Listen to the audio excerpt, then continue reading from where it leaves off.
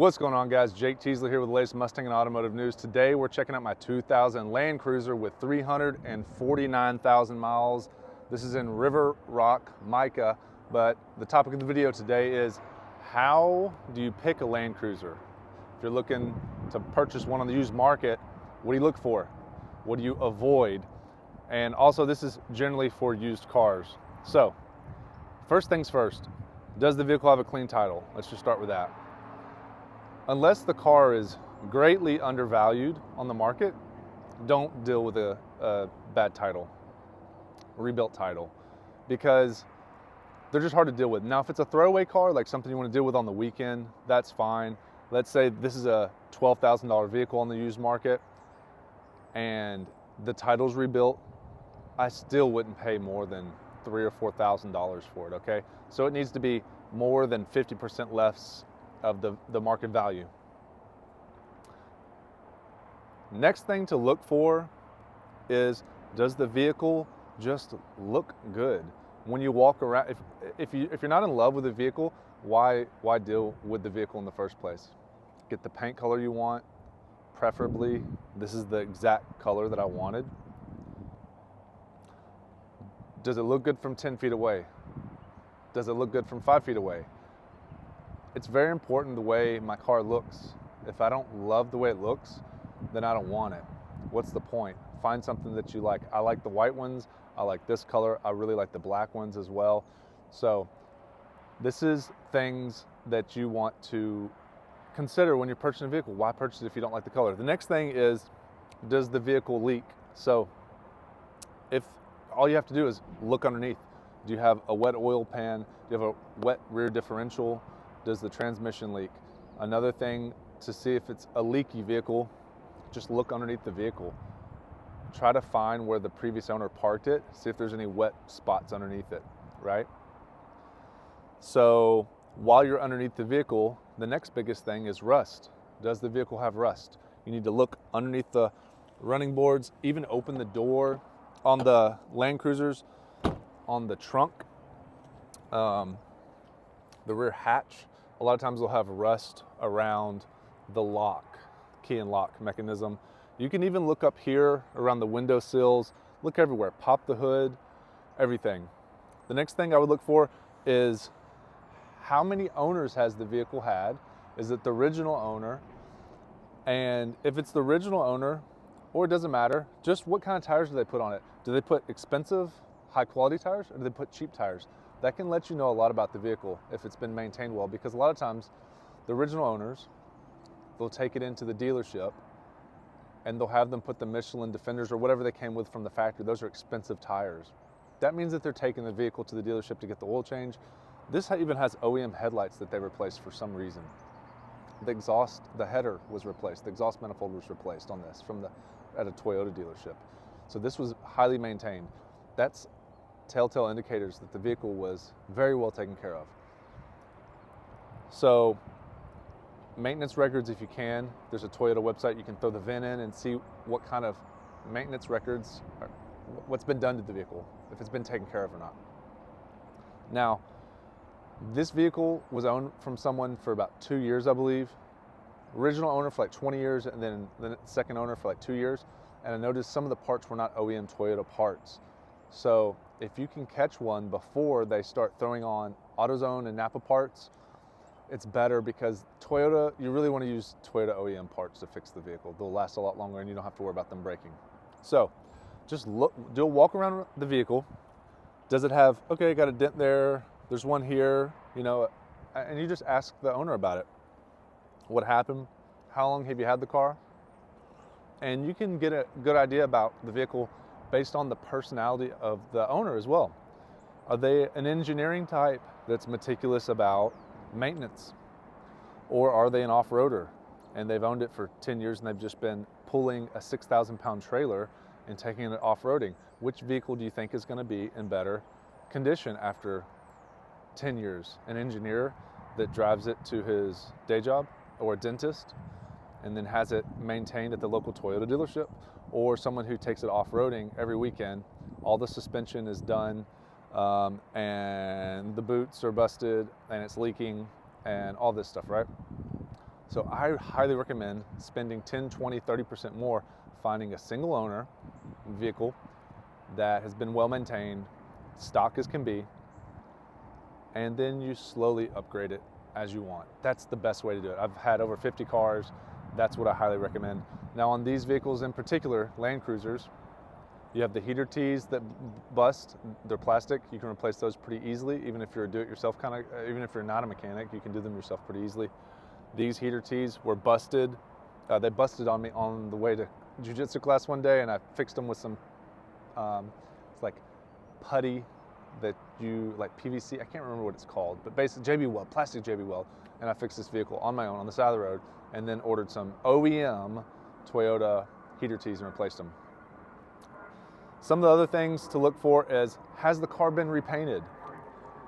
So I really prefer factory paint because you're never going to paint a vehicle better than the factory, in my opinion.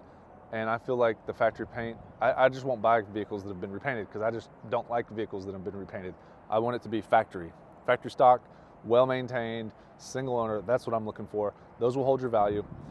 Another thing about these vehicles, guys, you can essentially drive these for free. You can buy one of these for 8 to 12,000, maybe 15 if it's really, this is a high mileage one though. This still isn't super crazy expensive. And you can probably drive it for 5 years and sell it for the same price you bought it for. So that's something to consider. You basically drive it for free, just the maintenance cost and the gas, right? So something to think about if you're paying $400 or $500 a month for a new Toyota Camry, and you could be in a Land Cruiser for a couple $100 a month, you know, and just pay extra for the gas. So it's just something to consider. Timing belt needs to be changed on this particular vehicle every 80,000 or 90,000. A lot of people go over. It's like 80, 90,000 or 10 years, something like that. But generally speaking, this has the million mile V8 and they're great. The 1998 to 2000 offered a rear diff lock, I believe.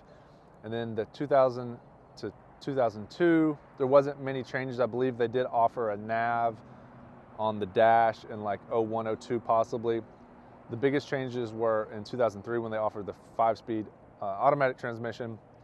And then in 06, they upgraded the motor to a VVTi, which was 275 horse. This is a 235 or 240 horse.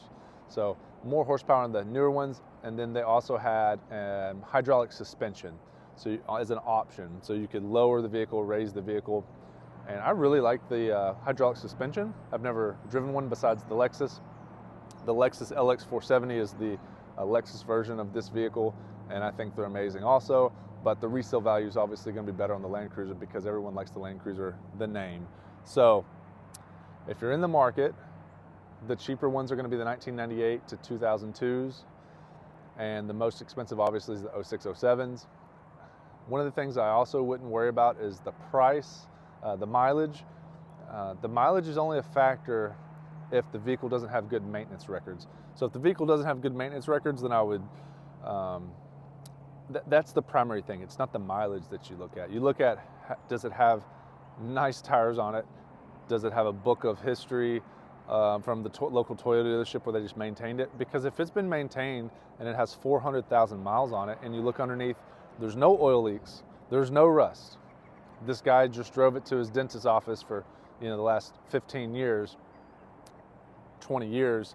The body looks good, the paint looks good, there's no rust. The seat's a little worn out because it's got 400,000 miles on it. I would much prefer the 400,000 mile vehicle for $10,000 versus a $15,000 one that has 100,000 miles, but really you can tell it's been off-roaded a lot. It's got a lot of caked mud underneath the chassis.